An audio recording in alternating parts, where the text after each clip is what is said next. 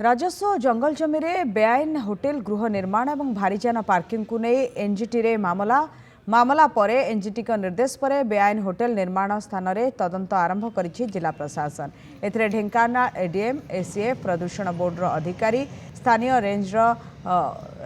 Ranger सामिल होइछन्ति। ढेंकानाल जिला कुआल स्थित 149 नंबर जातीय राजपथ कड़े जड़े व्यक्ति राजस्व जमी और जंगल जमी को बेआईन जबरदखल करी होटेल निर्माण करथिले। या सहित संरक्षित जंगल जमी में बेआईन बाउंश पकाई निज होटेल को रास्ता निर्माण करी गोचर जमी में भारीजान पार्किंग कराउथिले।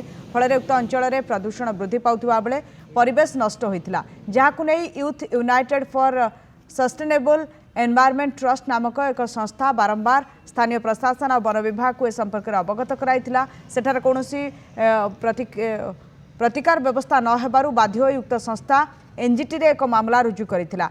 ढेंकानाल जिलापाल और आंचलिक प्रदूषण नियंत्रण बोर्ड को एक कमिटी गठन कर 4 सप्ताह मध्य सत्यपाठ माध्यम रिपोर्ट प्रदान करने निर्देश देइछन्ति एनजीटी। उक्त निर्देश अनुଯାयी आज तदंत आरंभ करिछि जिला प्रशासन। माननीय एनजीटी एक 2 जणिया कमिटी गठन करथिले। Odisha state pollution control board एवं डिस्ट्रिक्ट कलेक्टर को लेकिन से 2 जणिया कमिटी आज जाइछन्ति साइट विजिट रे।